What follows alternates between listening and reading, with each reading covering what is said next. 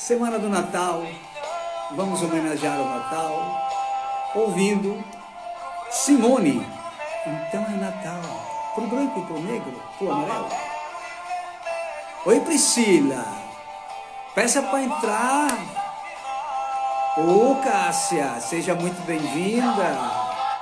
Que maravilha, todo mundo apertando aí o balãozinho, essa flechinha, esse triângulo. E aqui nós ouvindo a homenagem ao Natal, que a semana que vem já acabou. Hoje teremos uma figura extraordinária aqui conosco, que é a Priscila Oliveira, que sabe tudo sobre comunicação filosófica. Ela vai falar, vai arrebentar. Tranquilo, tranquila, tranquila, que eu já estou indo lá. Oi, Frank! Seja bem-vindo, meu velho. Vou aqui pedir para você aceitar, vamos lá. Então é Natal. Já aceitei, quando você entrar, eu desligo a música. Oi, Luca! Que bom você aqui, velho. Prazer em vê-lo. Muito bom. É o Fábio, tá aí com a gente também. Daqui a pouquinho a Priscila chega. Ela já aceitou o convite, porque ela já me pediu. Professora Aruze Andrade, que maravilha. Seja muito bem-vinda.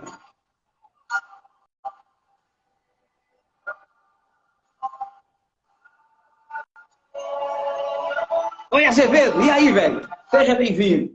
Vou desligar aqui a música, porque eu só tenho direito a tocar um minuto e meio a 2.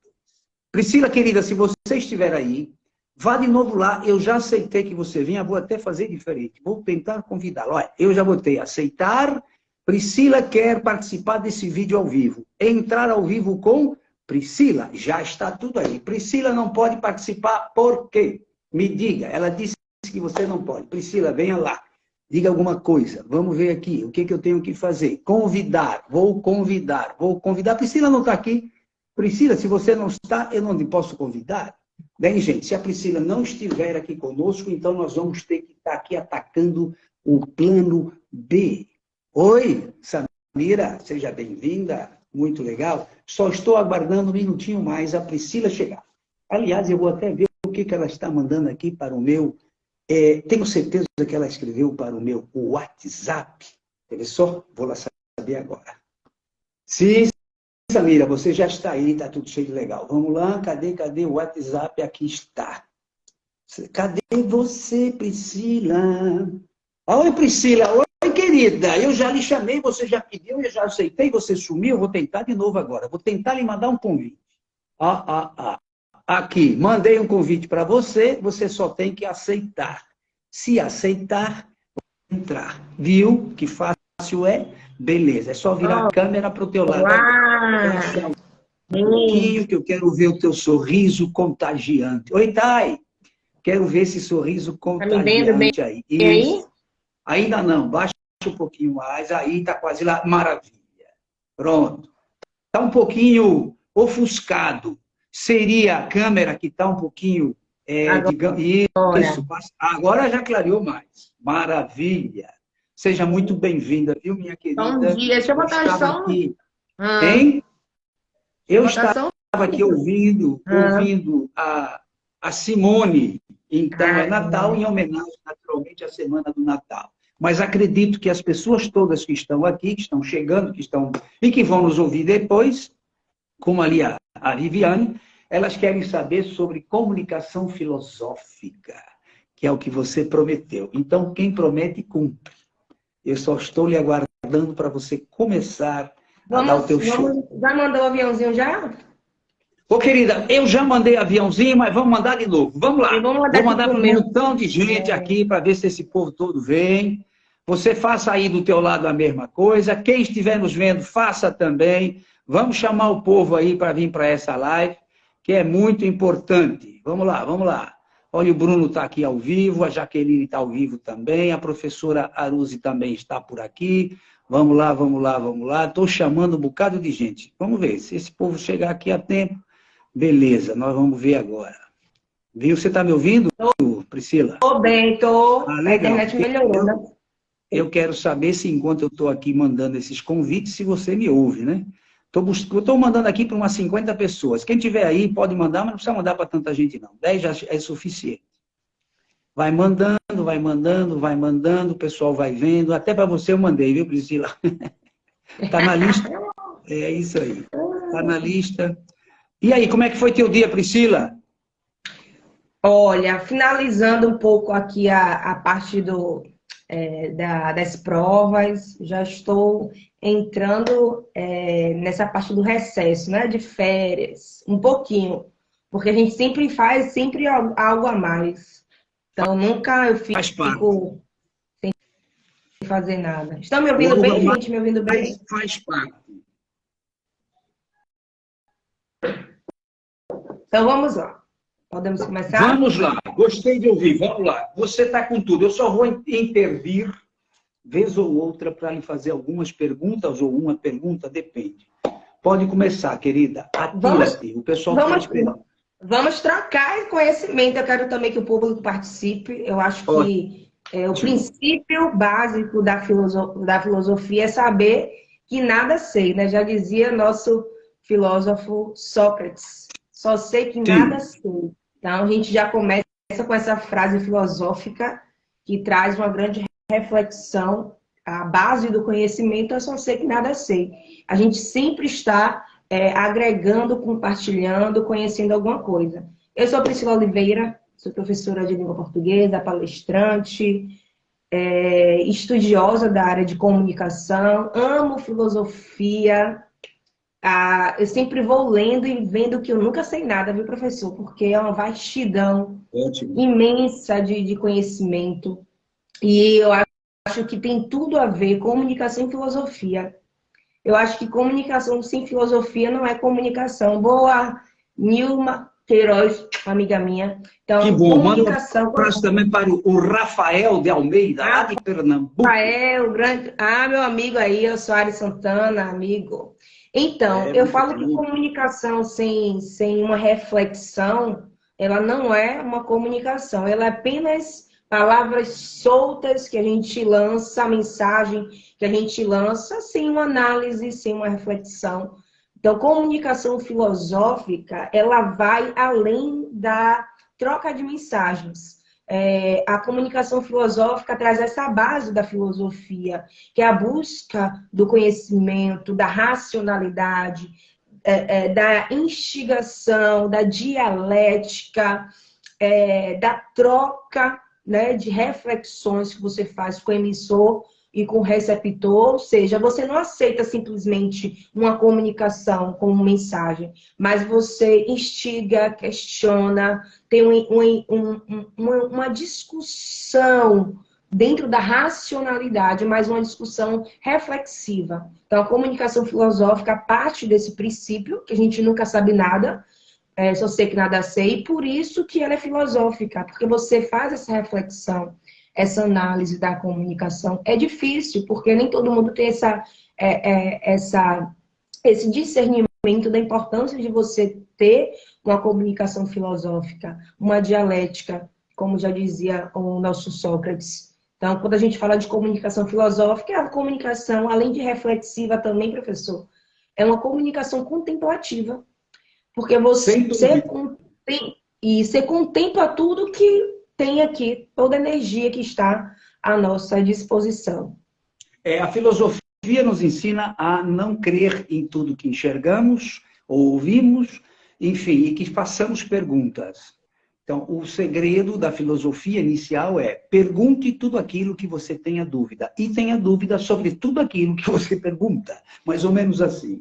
E é interessante isso, porque nesse caso há uma troca de informações, troca, como você acaba de dizer, de conhecimento, e assim vamos crescendo, não só no conhecimento, como também espiritualmente, o que é muito legal. Essa tua introdução maravilhosa. Muito bom. Vamos para cima. Exatamente. E assim, antes de tudo, né, a filosofia nasce desse questionamento. Como é que nascem as coisas? Como é que nasce a comunicação? Como é que nasce como é que nasceu a vida? Então, essa troca, esse questionamento, eles também atribuíram a negação dos mitos, né? Os pré-socráticos, eles trazem tudo da existência ligadas ao fenômeno da natureza, água, fogo. E a filosofia quebra muito isso, ela já parte para a questão da razão, da racionalidade. Então, eles quebram essa crença do mito, de Deus, de algo a mais, eles trazem isso tudo para a base da razão. E aí entra a filosofia de encontrar. Por que que isso aqui acontece? Por que a gente atribui o nome à lâmpada? Então, tudo isso nasce da necessidade humana de ter uma razão e não somente no mito, em crenças e lendas. Então, a filosofia quebra muito isso, parte para a racionalidade, a pesquisa, né? Pega, apesar de não ser uma ciência, ela vai investigar, ela tem uma ligação com a ciência muito grande, mesmo não sendo a Sem ciência. dúvida. Claro. Entendeu? Então, a filosofia dentro da comunicação pega esse suporte. A gente tem o signo e o significante. Mesmo sendo algo arbitrário, né? Ah, porque eu dou o nome aqui ao copo. Ah, tem um estudo para ser um copo. Não, é algo arbitrário. Mas o copo, para a gente, ele tem um significado e um signo. A gente faz a nossa representação mental, né, da imagem, e ele tem também uma função, né? A função. E tudo isso é atributo da necessidade humana de se comunicar. Então, a gente tem essa base, essa predisposição que os animais não têm. Então, por isso que a gente pode ter uma comunicação filosófica, porque ela é reflexiva. Ela faz uma reflexão do tempo, presente, passado e futuro. Só nós temos a capacidade de ter essa reflexão, de voltar ao tempo, ao passado, de viver fazer o uma pergunta, presente. Priscila. Oi? Olha, primeiro vou mandar um abraço para o Nenê da Moto, que também é lá do interior de Pernambuco. Gente finíssima, um cidadão extremamente simpático, supimpa.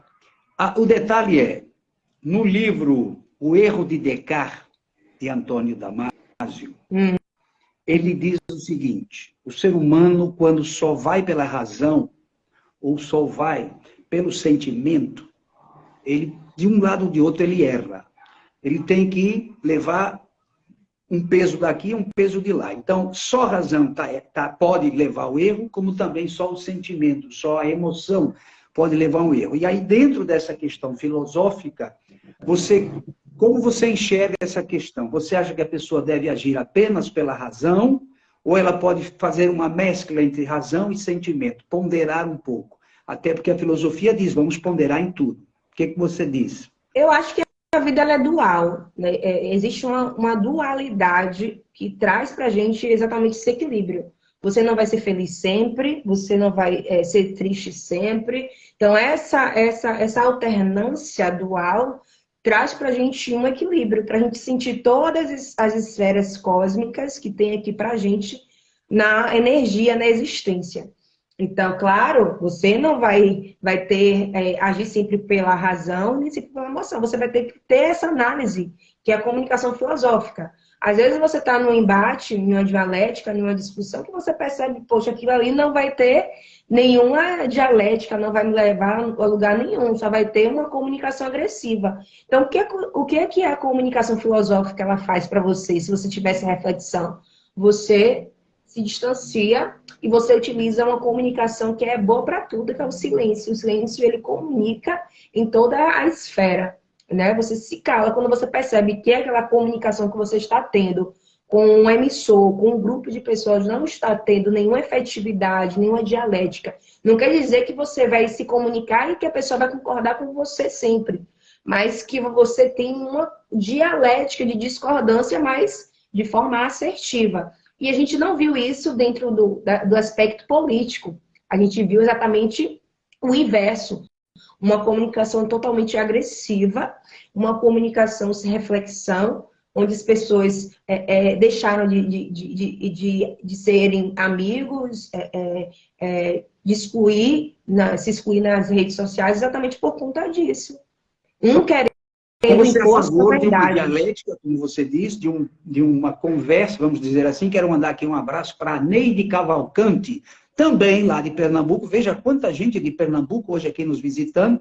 E peço a essa gente de Pernambuco e todo mundo que está aqui agora, vai aqui embaixo na seta e chama as pessoas aqui nesse triângulozinho à tua direita, vai lá embaixo, mete os coraçãozinhos aí para gente. E além disso, clica na seta e vai lá convidar 10 pessoas para virem aqui ouvir a Priscila Oliveira, que ela está falando sobre comunicação filosófica, que eu gosto muito. Hoje, por exemplo, Priscila, eu fiz uma palestra para a CESAB, funcionários da CESAB, são os diretores e dirigentes das policlínicas do Estado. E eles queriam que eu fizesse uma palestra com o tema equipe. E eu resolvi fazer, dentro desse tema equipe, eu resolvi escolher um tema que foi a humanidade dentro das equipes, a parte humana do ser humano. Nada de técnicas que a gente aprende no Sebrae, que a gente aprende no decorrer desses cursos todos que a gente faz, que é para levar a pessoa a produzir mais e mais e mais, sem pensar no ser humano. E aí entramos nessa discussão do falar. Entretanto, a filosofia também nos ensina a escutar. Você acabou de falar, o silêncio representa muito mais do que muitas palavras. Então, é importante em determinados momentos que saibamos escutar em silêncio, empaticamente, para poder darmos a resposta correta, ou pelo menos irmos ao encontro da pessoa que está nos comunicando e manter a calma, que o grande problema que nós vimos nos últimos meses, anos, quiçá, dessa agressividade que você fala, está em que ninguém mais quer ouvir ninguém. Eu tenho razão, tá? O meu ladrão é melhor do que o teu ladrão, e acabou a conversa. Para ficar grosso aqui agora a coisa, para a gente não adentrar no aspecto político, que eu sei que política é importante, podemos discutir, mas não na nossa live, que é um problema atualmente. Todo mundo está melindroso, todo mundo se ofende, não se pode falar mais nada. Vamos manter o papo nessa questão. Então, dentro de uma relação, seja ela uma relação doméstica, dentro de casa, eu digo, uma relação do cotidiano, uma relação profissional, uma relação ocasional. O que é uma relação ocasional? É você ir à padaria, é você ir ao açougue, é você ir a uma banca de jornais que ainda existem, para comprar alguma coisa. Essa é uma relação ocasional. É quando você vai lá, que você vê a pessoa lhe reconhece o semblante, que não sabe o teu nome, mas responde um bom dia, quando você diz um bom dia. E ali também há uma relação, há uma simpatia, e dos dois lados. Veja, você já deve ter sido testemunha disso. Quando, num caso desse, um ou outro lado é agressivo, há uma reclamação agressiva, a agressão volta imediatamente. Então, nós aprendemos no cotidiano, no dia a dia, de que é importante que nós possamos manter, dentro dessa filosofia de vida,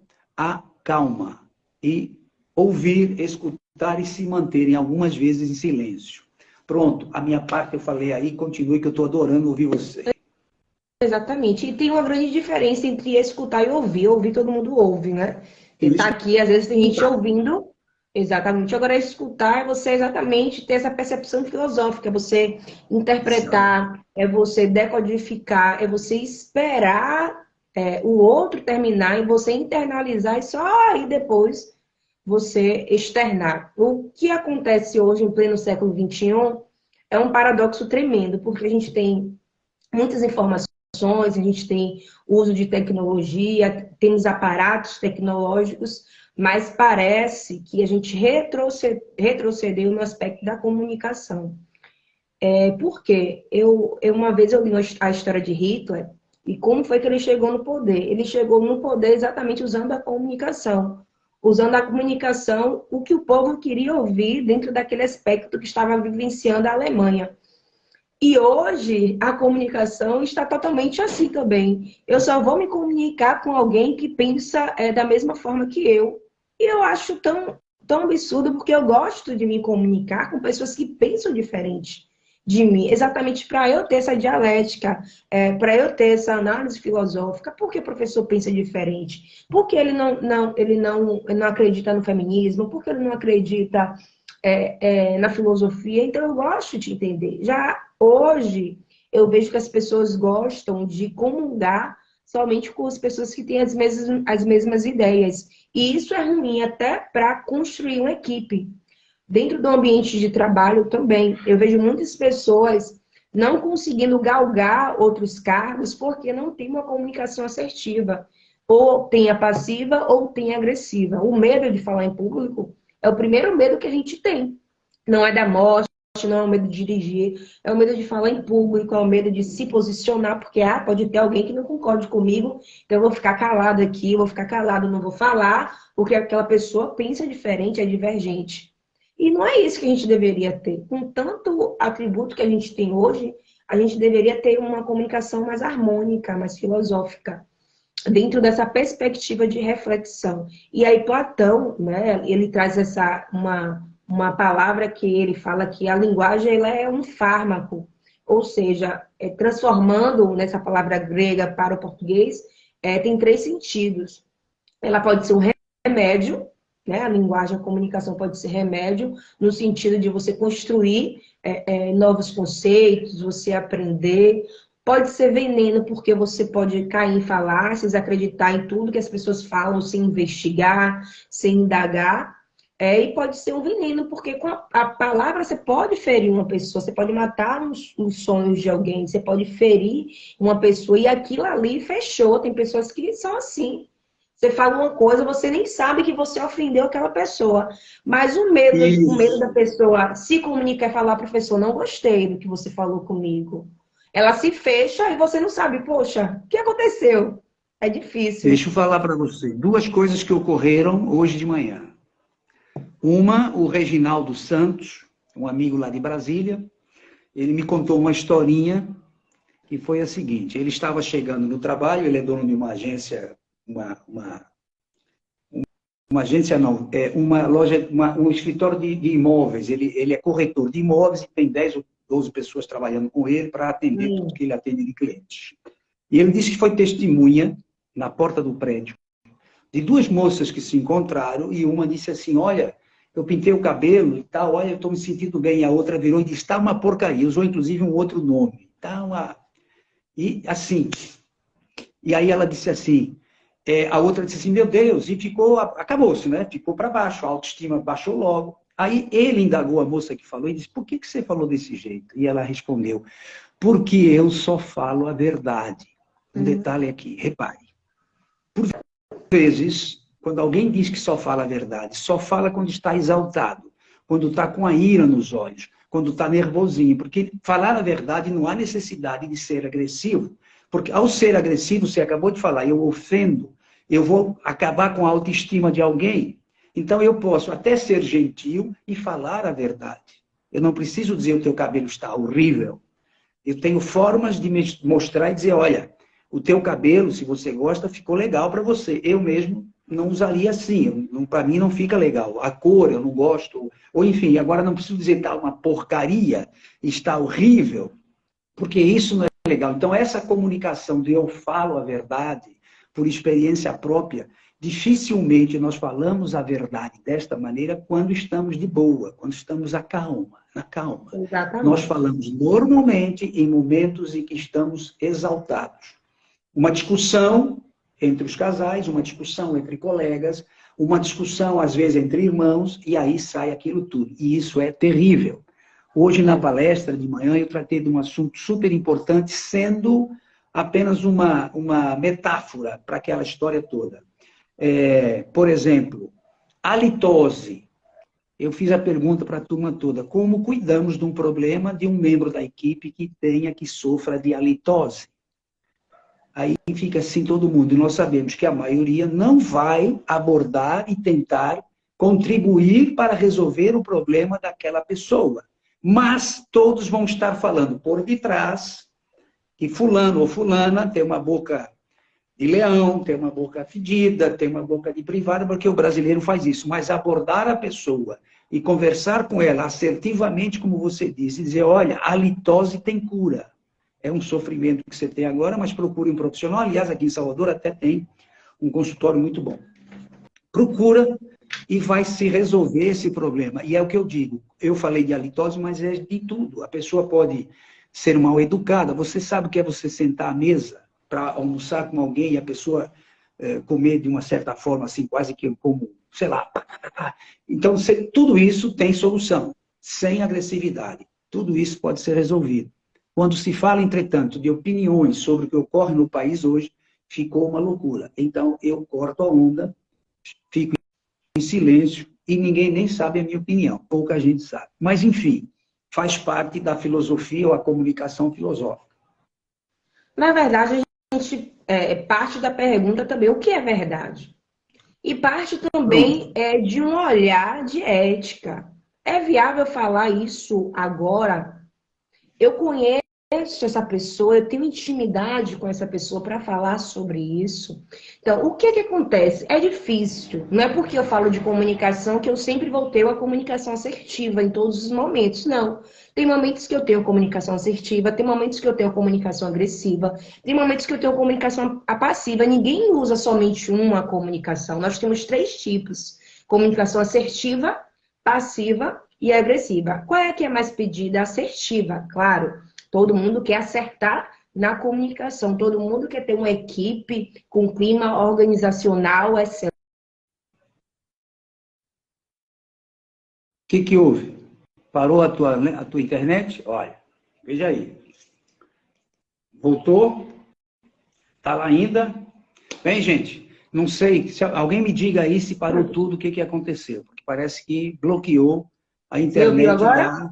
Ô, querida, ficou aí quase 1 minuto parado. Houve alguma coisa aí na internet. Pronto, deixa eu voltar. Eu falei das 3, quem quiser anotar, tá? 3 tipos de comunicação. Isso é muito bom. Passiva, uma pessoa passiva, que tem uma comunicação passiva, ela aceita qualquer coisa. Todo mundo fala por ela nunca levanta a mão para discordar, para falar no ambiente de trabalho. Ela sempre está ali, assim, professor, faça isso, sim, Priscila, faça isso, sim. Então, ela aceita qualquer coisa. Então, é uma pessoa que não formou ainda a identidade como sujeito comunicativo, porque ela tem medo de tudo, tem medo de se expressar. Então, essa pessoa vai aceitar tudo, ok? Você acredita que essa pessoa, é importante essa pergunta, já que você é professora de comunicação, uma pessoa passiva, como você acaba de explicar, você acredita que ela possa mudar e passar a ser uma pessoa comunicativa, tipo assertivamente? Sim, sim, até porque é algo treinável. Você não é algo imutável. Então você acredita que a pessoa pode transformar-se? Com certeza. Ela pode sair da passiva para a assertiva. E aí, exatamente, de repente, ela pode também ser agressiva, que ela vai lembrar quando as pessoas faziam dela gato e sapato. E vai dizer assim, você fazia isso. Ela não vai só utilizar uma comunicação, ela vai andar por todos os 3 tipos. Então, ela vai ter essa noção. Quando ela começar a treinar e estudar, ela vai caminhar pelos 3 tipos de comunicação, que é assertiva, passiva e agressiva. A agressiva, em alguns momentos, ela até se torna mais importante do que a agressiva, porque isso tudo, gente, é situacional. Exemplo, quando eu falo de comunicação passiva, eu coloco silêncio. Em alguns momentos, a passiva, ela vai ter uma efetividade que a assertiva não vai ter. Então, tudo isso é situacional. E para você ter essa análise de como você empregar cada tipo, você precisa estudar sobre comunicação. E eu falo que é um tema que nunca vai deixar, tipo assim, nunca vai ficar em... como é a palavra fugiu? Nunca vai deixar de estar em evidência. Porque quando a gente fala de comunicação, a gente fala do período pré-histórico, onde a gente não tinha ainda a linguagem falada, mas a gente tinha a linguagem não verbal, que eram os gestos. E depois a gente veio pela questão das pinturas rupestres, os desenhos, e a necessidade depois de dar nome aos objetos, a necessidade de se comunicar. Então, tudo isso foi evoluindo o tipo de comunicação. E hoje a gente já fala em comunicação 4.0, que é a comunicação ligada às tecnologias, metaverso, rede social, WhatsApp, tudo isso. Então, hoje a gente... A propósito, Priscila, Me parece que as pessoas através... Deixa eu mandar aqui um abraço para a Kátia Bacelar, que acabou de chegar, a Juliana, o Gustavo, a Naina Sandoval, a Aruze, a professora Aruze, que mandou dizer, olha, tinha saído do ar, já chegou. Duas coisinhas. Eu acho que na comunicação, por vezes, o silêncio não tem a ver com passividade. Ele tem a ver com inteligência emocional. Há momentos em que a gente se cala e o silêncio fala mais do que está falando alguma coisa, porque é necessário, naquele momento, alguém controlar a situação. E enquanto nós estamos falando do metaverso, da tecnologia, bom, eu não estou preocupado com isso agora. Estou tentando entender, não consegui ainda, mas vamos lá, uma hora dessa eu entendo. O que essa tecnologia tem nos trazido é muita gente por detrás de um celular tem muita coragem de falar um monte de asneira. Ele deixa de ser passivo ou assertivo para ser agressivo. E nós estamos sendo testemunha de, em grupos do WhatsApp, de falarem coisas tão absurdas que a impressão que eu tenho é que aquela pessoa está pensando que não tem ninguém lendo, não tem ninguém vendo, porque fala coisas assim que não tem a entender. Quando você indaga, e eu chamo a atenção de quem está ouvindo agora, a pessoa diz assim, não foi o que eu quis dizer, não, você me entendeu mal. Está escrito lá, você acabou de dizer que eu sou um grande idiota, eu lhe indago e você diz que não foi o que você quis escrever. Você diz que eu sou idiota, você quis dizer o quê com essa palavra? E nós temos também visto gente gravando vídeos, falando um monte de asneira, e quando a justiça vai atrás, começa a chorar e dizer, não foi o que eu falei, vocês entenderam tudo errado. Eu acho que sabe no joguinho, que joguinho, gente. Vamos tomar cuidado com essa tecnologia, porque o que é dito ali, outra coisinha, dentro disso, recebe uma mensagem, compartilha essa mensagem. Uma mensagem ofensiva, uma mensagem muitas vezes xenófoba, uma mensagem racista, e quando você indaga, a pessoa diz assim, eu só fiz compartilhar. Você não compartilha o que você não gosta. Você não compartilha o que você não quer. E quando você o faz, você faz com uma ressalva. Por exemplo, é racismo e você põe lá embaixo, veja a porcaria ou a asneira que estão compartilhando nos grupos, que eu sou totalmente contra. Mas se você apenas compartilha o que está escrito ali, então essa situação atual, a que você abordou, que é muito importante, temos que ter um certo cuidado com essa comunicação, pelo menos por hora. Não sei como será essa evolução, porque se nós continuarmos nos agredindo como está ocorrendo, algo deve ser feito.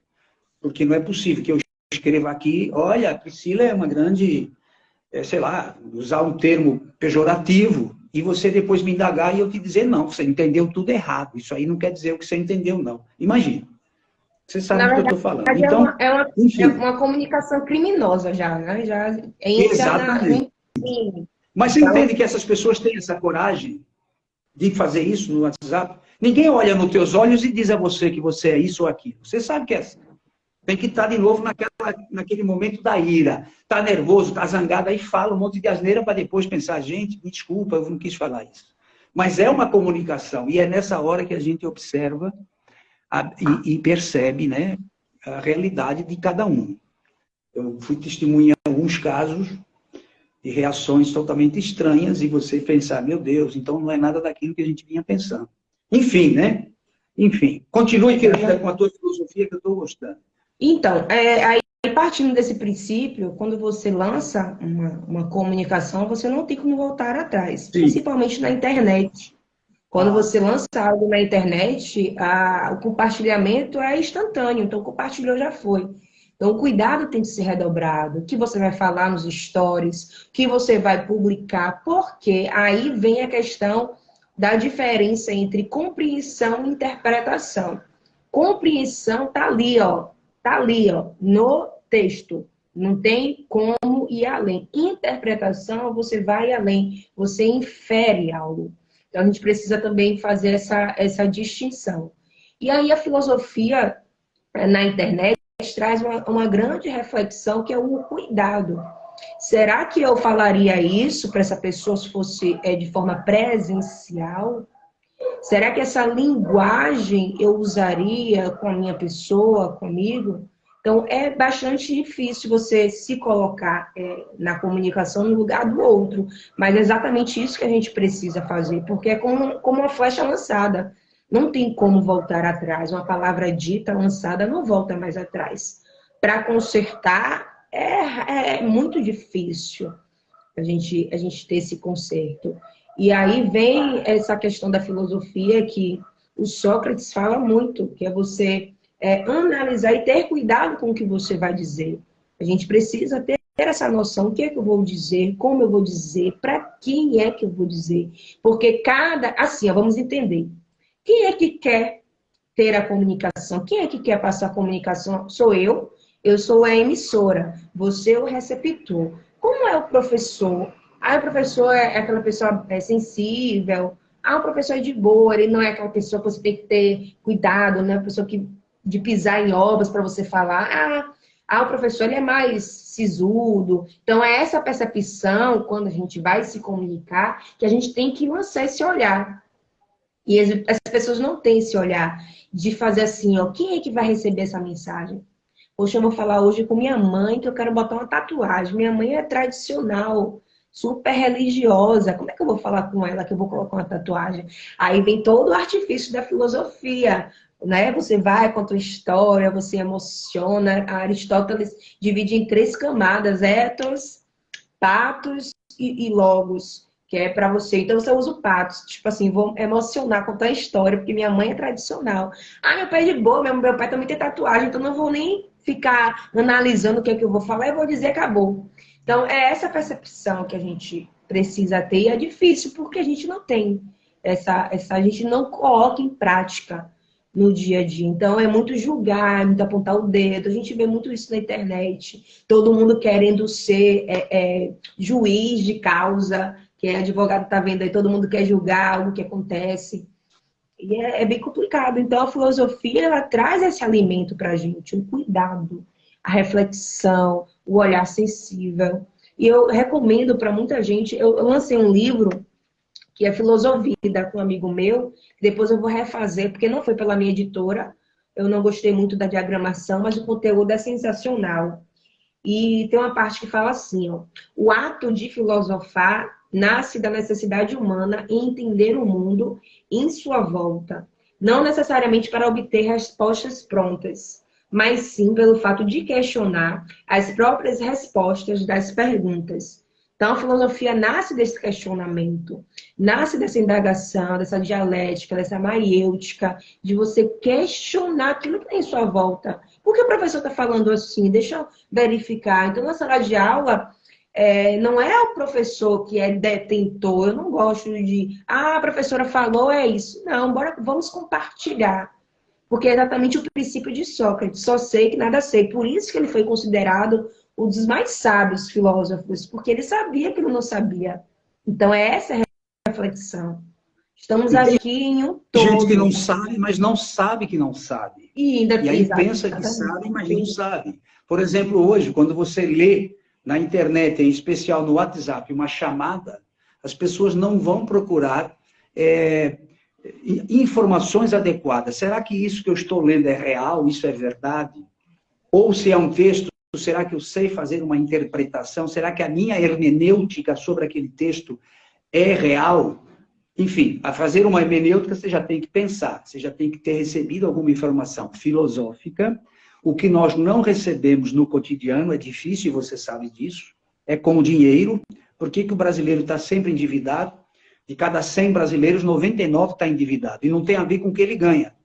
Ele pode ganhar 2 mil, 5 mil, 10 mil ou 20 mil por mês. Quando chega no dia 22, 23 de cada mês, ele começa a pensar o que eu vou deixar de pagar o mês que vem para pagar no outro. Porque nós não aprendemos em casa, a maioria de nós, pelo menos, e nem na escola como cuidar do nosso dinheiro, daquilo que nós ganhamos. É a mesma coisa. Nós não atualmente, em especial, nós não aprendemos a pensar. Entenda, eu não faço coach. Eu estou mentor. Recentemente me perguntaram, o mentor, ele sugere situações? Não, nem o coach. O mentor apenas faz perguntas de forma que a pessoa se identifique e procure ela própria uma resposta.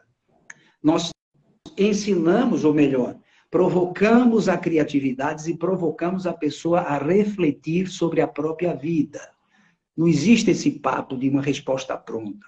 Repare, quando nós temos algum problema, temos dificuldades em encontrar uma resposta. Por vezes ficamos perdidos, pensando, tentando imaginar. Às vezes, se formos religiosos, até pedimos ajuda divina. Mas quando é outra em que vem com um pequeno problema ou com um grande problema, nós resolvemos na hora. Repare que é assim, a pessoa chega e fala, meu problema, e você, mas isso, tá, se fosse eu, resolvia já, fazia tudo. Mas quando é conosco, para resolver é problemático. Portanto, é importante que a gente provoque nas pessoas essa filosofia de pensar. A filosofia é para isso. Fazer perguntas sobre as perguntas, sobre as respostas, e quando alguém fala sobre alguma coisa, será que aquilo que ele está dizendo é real? Vamos desconfiar, vamos pesquisar, vamos buscar saber. E isso, Priscila, é individual. Só que nós temos que alertar as pessoas para isso. Pouca gente se preocupa. Querem gurus, você sabe disso. A internet é cheia de gurus. Eu não sou guru de ninguém e não quero ter guru nenhum. O guru foi meu pai que me educou. Pronto, a minha mãe que me deu educação. E naquela época era na porrada. E hoje eu procuro ler, entender e, por vezes, faço indagações, até sobre minhas próprias reações. Como você disse há pouco, somos seres humanos.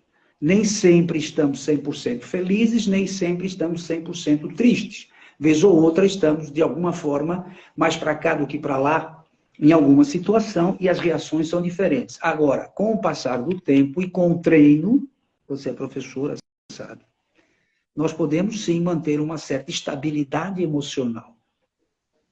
Eu não tenho essa facilidade quando alguém me provoca. Sabe o que me deixa louquinho?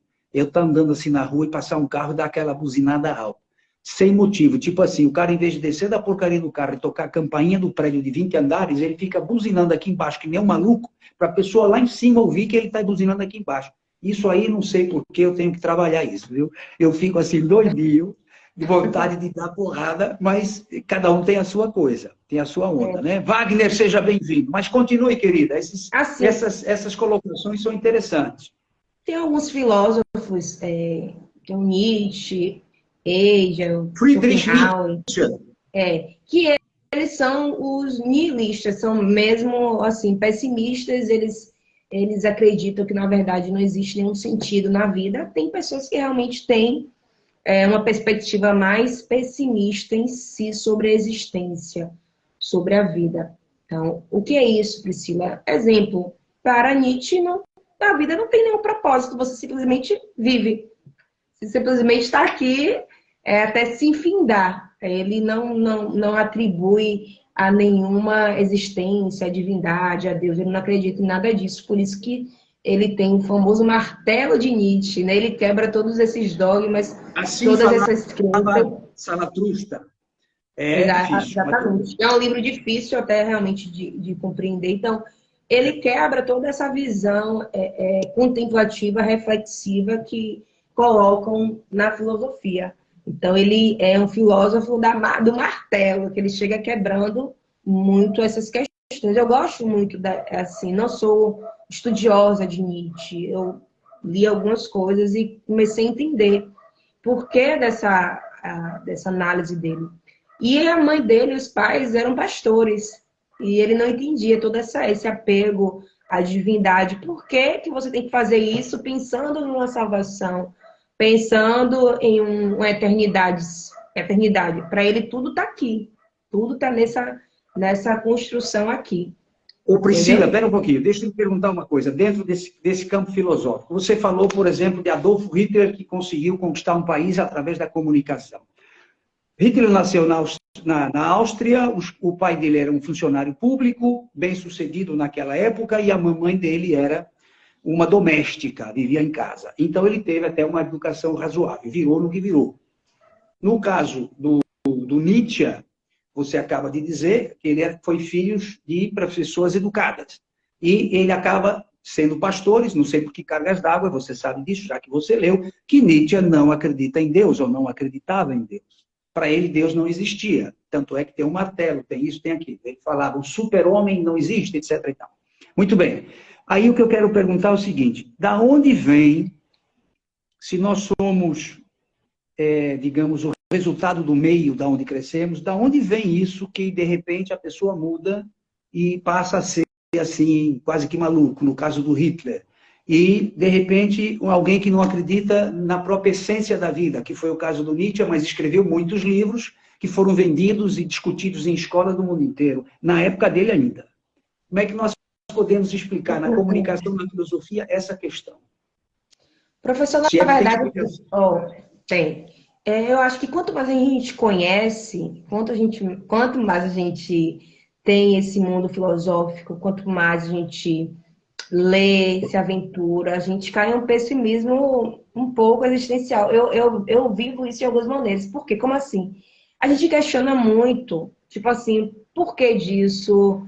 A gente faz prospecção do futuro, a gente faz indagação. Então, quanto mais você tem conhecimento, mais você entra nessa linha reflexiva que trouxe muito isso naquela época, que tinha muito essa questão de conhecimento, de investigação. Então, ele cai nessa linha do pessimismo quando ele começa a se aprofundar na filosofia, no conhecimento, e ele percebe que algumas coisas não têm lógica.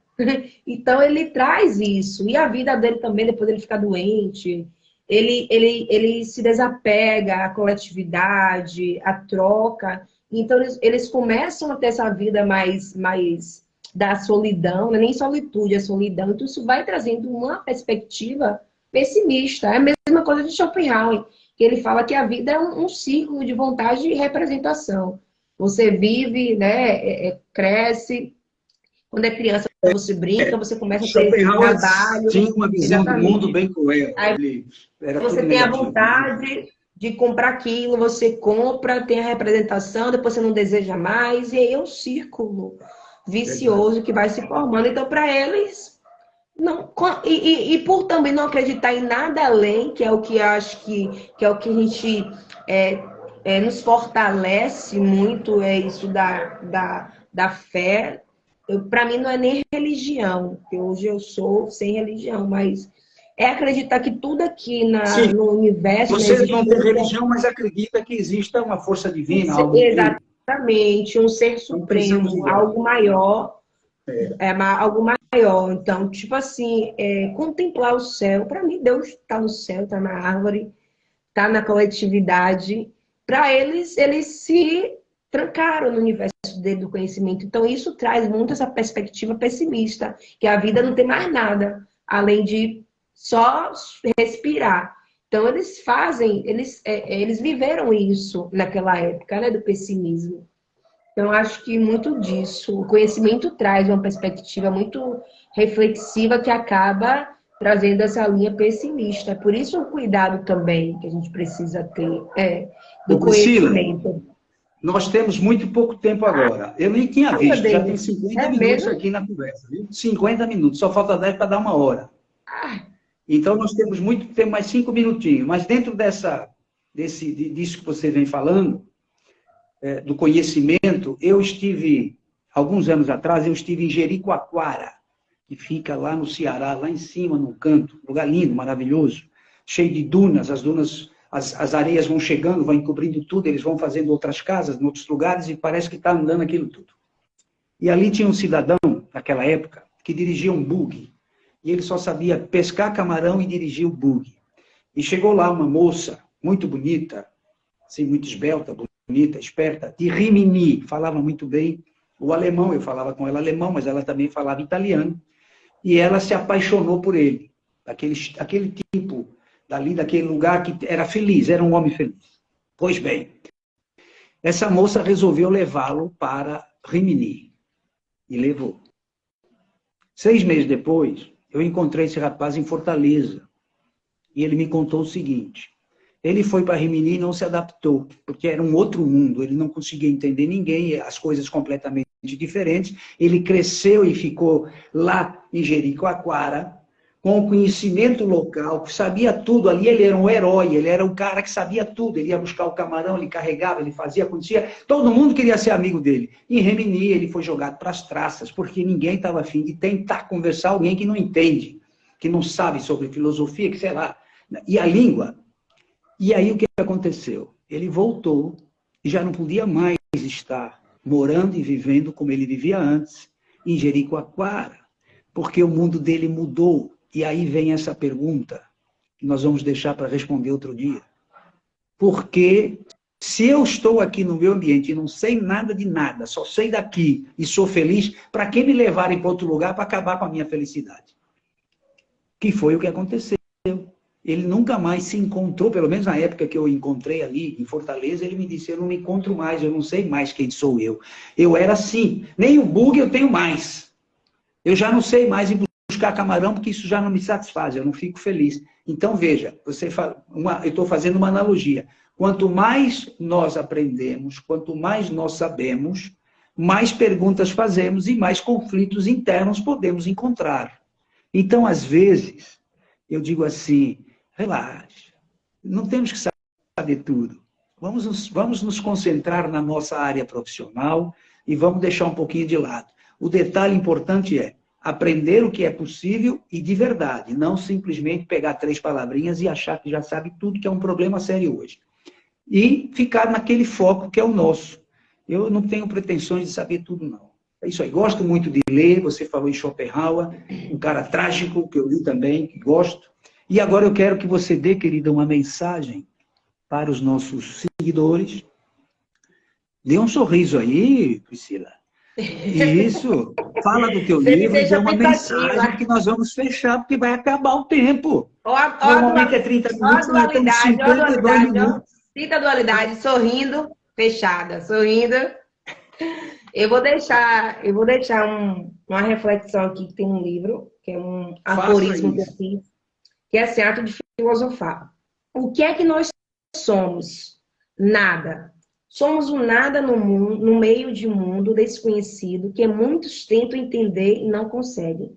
Somos um nada, querendo ser tudo, no meio deste mundo louco e desprovido. Somos um nada e, ao mesmo tempo, tudo, tentando achar uma saída para chegar na entrada. Somos um nada, tentando permanecer neste mundo, mesmo sabendo que a única certeza é que um dia nós vamos desaparecer. O que vale realmente neste mundo é lembrar de pessoas que deixaram suas marcas, quebrando as barreiras do nada e não passaram a pagar. Parou de novo a tua internet, inacreditável. Bem, gente, eu espero que ela volte para se despedir, para dizer uma boa noite. Enquanto isso, nós vamos...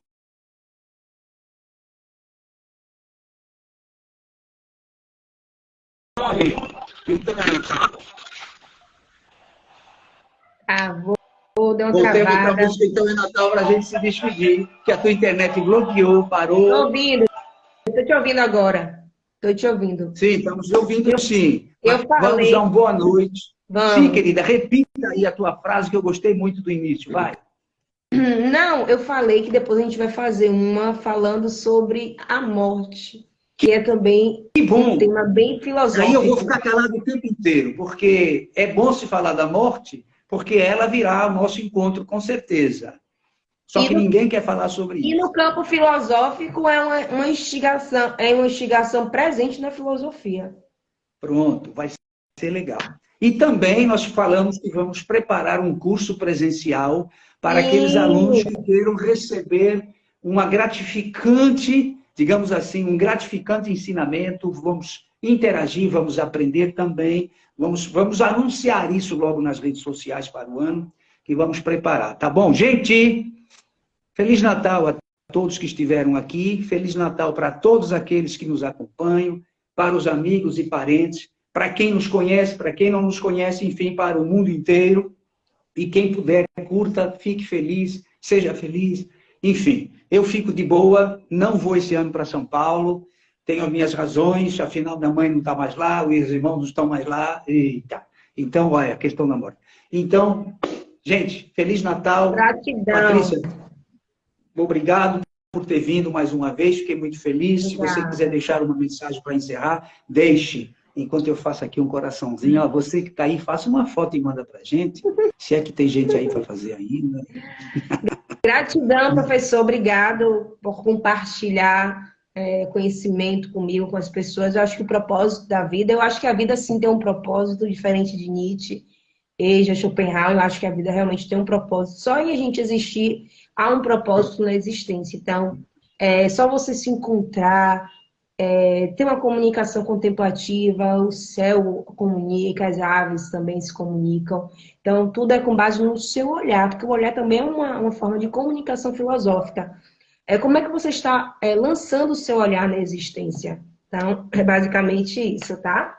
Então, tchau, querida. Uma boa noite. Boa noite a todos. Muito obrigado. Tchau, E até a próxima lá.